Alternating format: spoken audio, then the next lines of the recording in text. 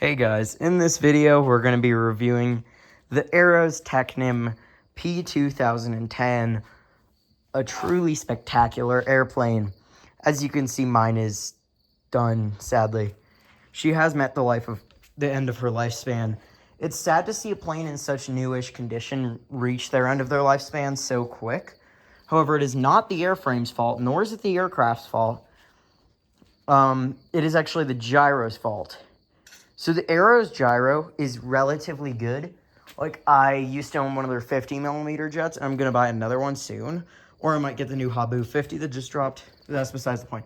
Anyways, that gyro was much more locked in than this one. This one just always felt like it was flying by suggestion, not by, like, truth. And then towards the end of the lifespan, it decided to randomly perma-reverse the elevator, and I don't have a programmer because it's not a very programmable gyro. So unfortunately, my elevator inverted and caused it to crash the first time it crashed, which was the first fuselage that I bought for this. This was the first new fuselage. And as you can see, it split clean down the middle in this crash. What had happened in this crash, though, wasn't the aircraft's fault. Again, I will reinforce that repeatedly. It is an amazing aircraft, and I truly think I wouldn't call it a good trainer because it has its moments. Like, at full flaps, it will literally rocket straight upwards, and it's very unflyable with flaps, which I do not like. I like a plane that has flaps but can still be flown at any level of flaps, and this aircraft is not that. Mostly because of how huge the flaps are and because of how forward swept the wings are. It naturally climbs super efficiently. It is originally a nose wheel. However, I converted mine to a tail dragger super easily, and anyone can, really. Only thing is mine has a rudder wheel. Most people that do the conversion won't. Still an amazing airplane, either configuration. And on floats, I've flown it off of snow before, which now that I'm reminiscing on it, I'm sad it's gone. Yeah, that sucked, dude.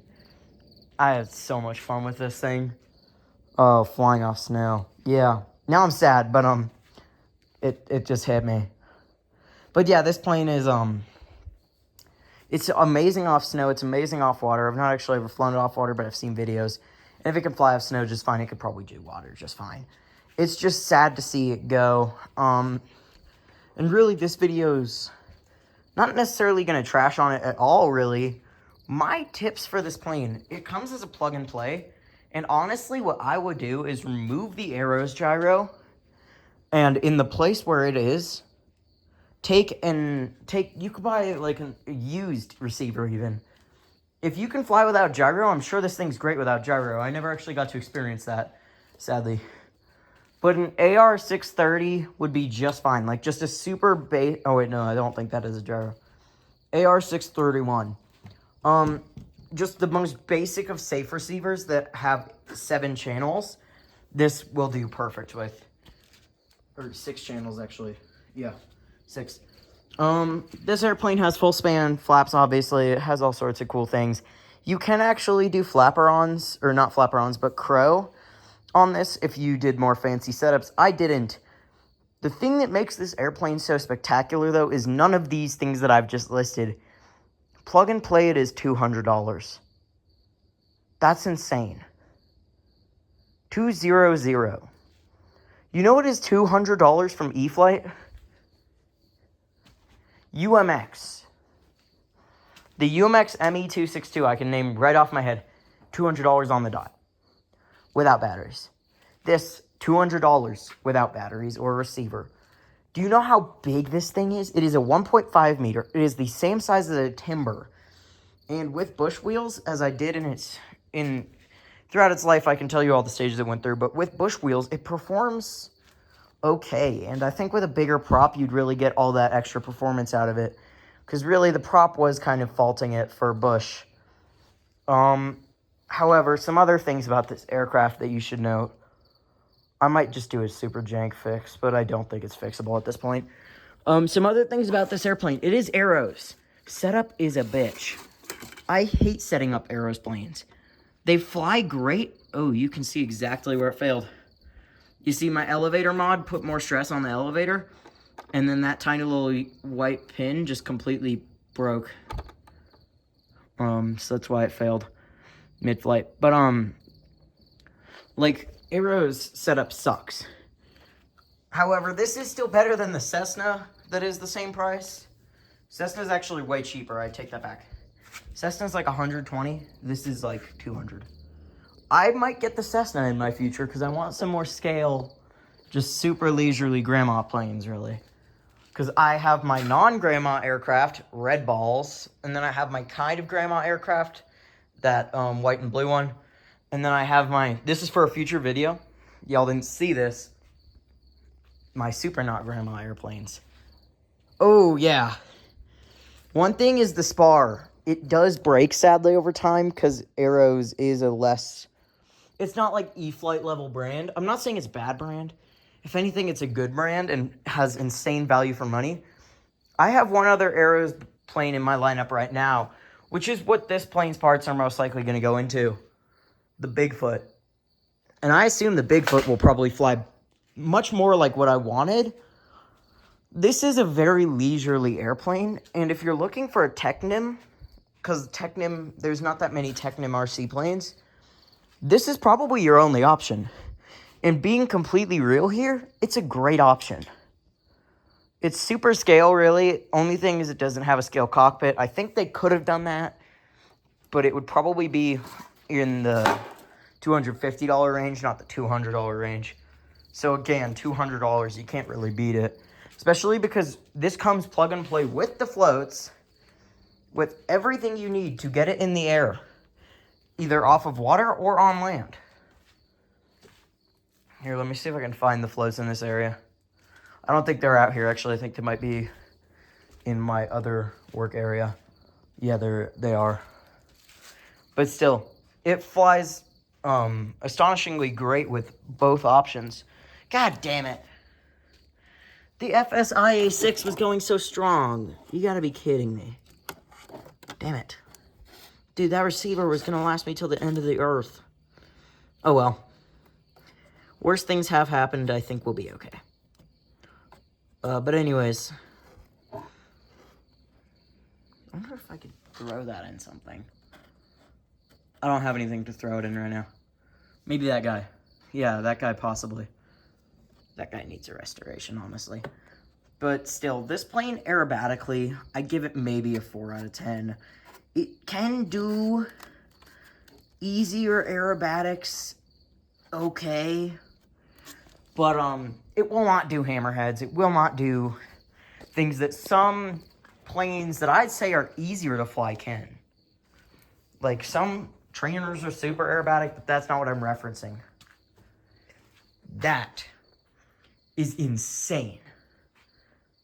However, that is 2 times the price. That can do hammerheads, that can do inverted. This can do inverted okay because the wings don't have a V shape, they're flat on the top. However, because the curled up edges, my charger's done. My throat's getting dry. Because of the curled up edges, it does not perform amazing inverted because it's designed to be very stable upright. They do claim this to be a trainer, and I disagree with Aeros on that. There's many things that I think they could call a trainer. This is not one. I would call this a perfect second airplane because it has some more complicated features like flaps, but really I've tried flying it without them, and really you can't get it slow enough on 3S, by the way. It's a 3S airplane. It doesn't do 4S. You can't really get it slow enough on 3S to comfortably... That's weird, that song just played.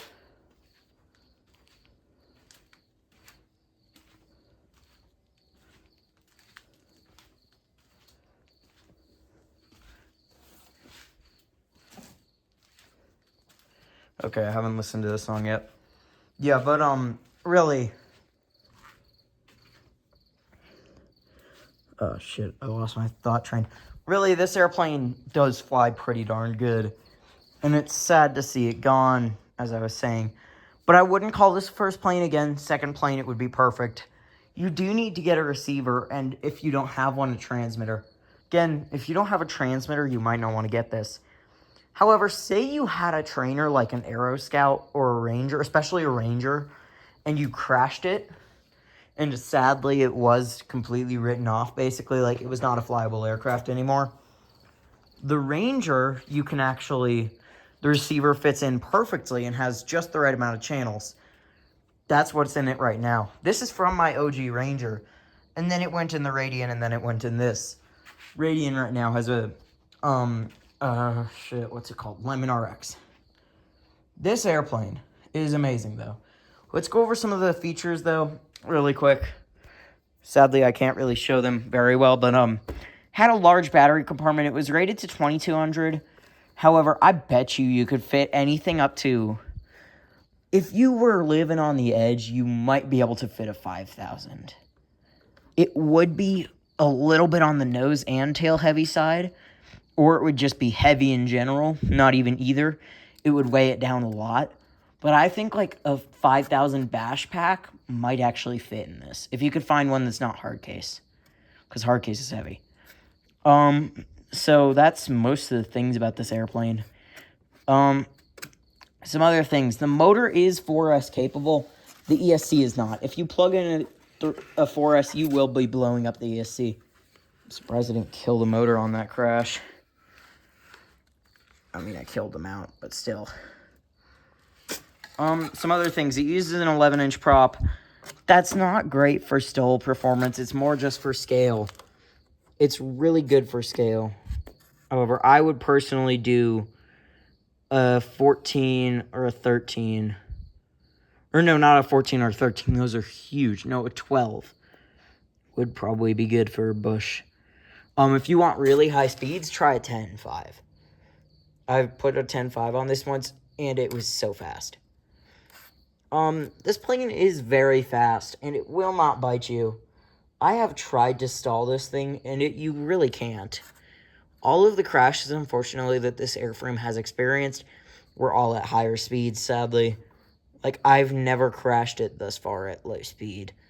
I don't think you can stall it, really. Like, I think it'd probably be easier to stall an Aero Scout than this. I bet you a lot of stuff's broken in that crash, though. It's got a 40-amp Aeros ESC. Super basic airplane, really.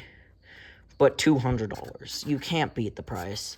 And really, if you want a leisurely daily, and as long as you don't do stupid things like I did, because this airplane through its life was a bush plane. It was a nose wheel. It was an off-road nose wheel. I tried to make it kind of like a Zenith, if you know what those are. Like, it didn't work, but still, I tried.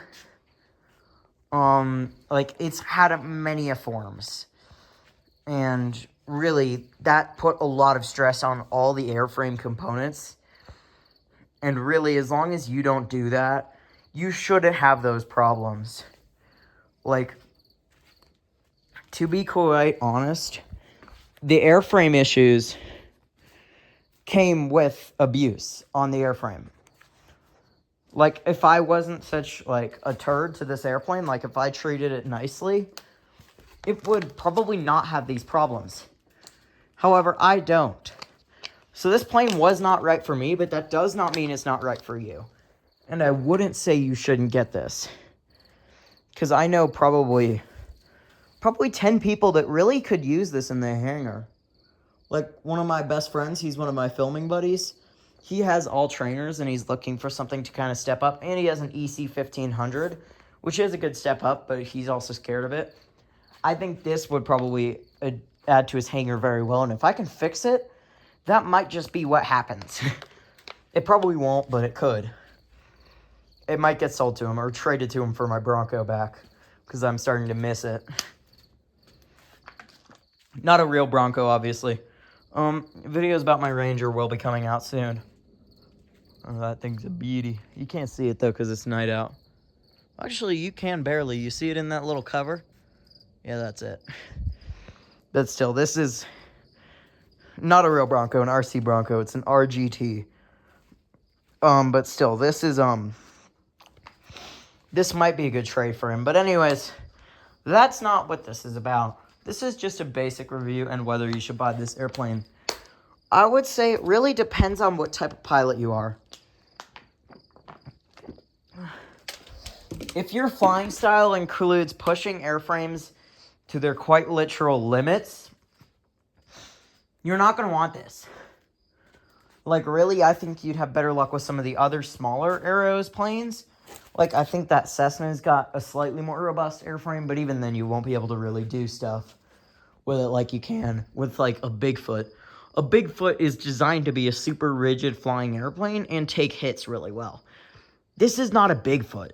I think the Bigfoot, if you want something that can do high-performance flight, you want a Bigfoot, really.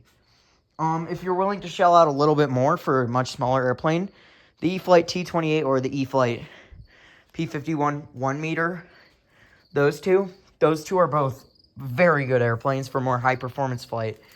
I don't have a review on my P-51, however, I can tell you that airplane is easily an 8 out of 10 airplane. It flies very good, and it's a very nice next step. However, if you want something leisurely to just toy around with, like, just do some light aerobatics, like, really just something to fly nice and just scale. This is perfect. It is, by all meanings of the phrase, a grandma plane. Like, if you want a less grandma-y scale plane that's even more scale, the Piper Cherokee by E-flite. It is kind of on the expensiver side, but it's also very much more what you'd be looking for than this, really. Because, to be honest, this plane is not... It's not what that plane is. However, this is a high wing.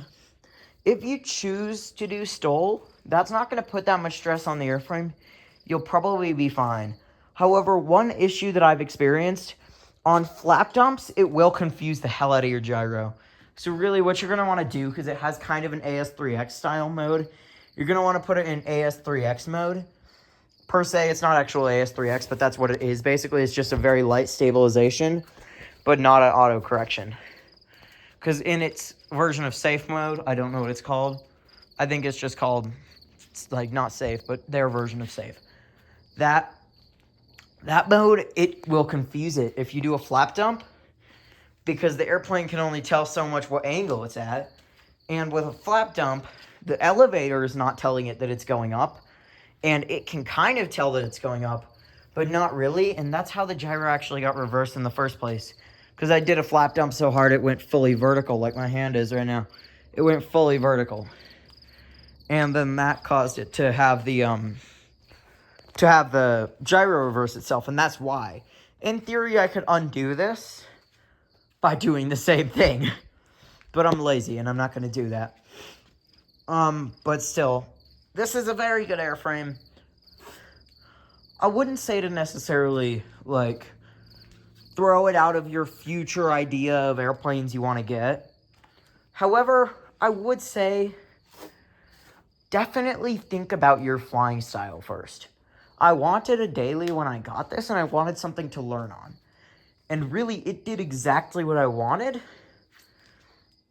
And really, I can't be mad. It's done its service. So that's good. Like, it's done everything. And really, it's probably going to get stripped of electronics and boneyarded. But hopefully I can find a loving owner that would want it. Maybe TJ. Probably not, though. But yeah, that is the basics. Bare minimum basics of this airplane. What is that? Oh, it's a moth. Inside of the old fuselage, actually. But still, it's sad to see it like this.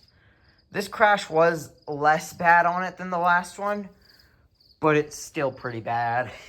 It's gonna suck to fix. But anyways, I'm gonna start wrapping up this video. My goal is 24 minutes. I have about 3 minutes worth of flying footage that I will put at the end of the video for y'all to watch. That was back before I repainted it with the Marlboro scheme to look like an old F1 car. But yes, that is the Aeros Technim P2010. Please like, subscribe.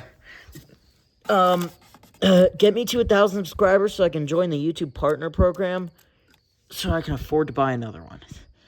Not actually, I'm not buying another one. This thing's gonna hopefully be fixed and sent to TJ. Fingers crossed. R.I.P. legendary airplane.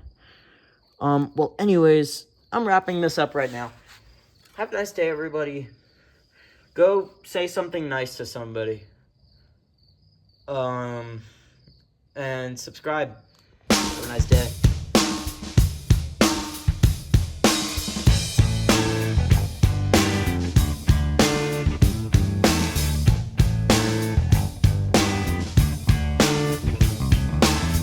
Getting born in the state of Mississippi. Papa was a copper and the mama was a hippie. In Alabama, she was swinging a hammer. Price you gotta pay when you break the panorama. She never knew that there was anything more than gold. What in the world does your company take me for? Black bandana, sweet Louisiana, robbing on a bank in the state of Indiana.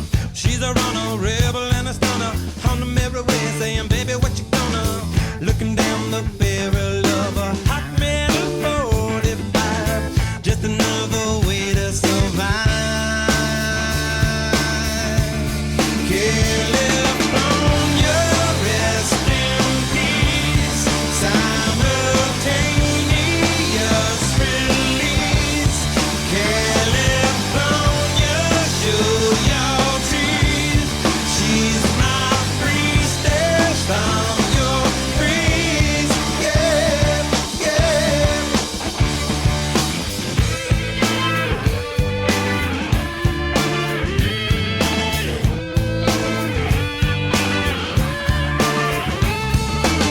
She's a lover, baby, and a fighter. Should've seen her coming when it got a little brighter. With a name like Dan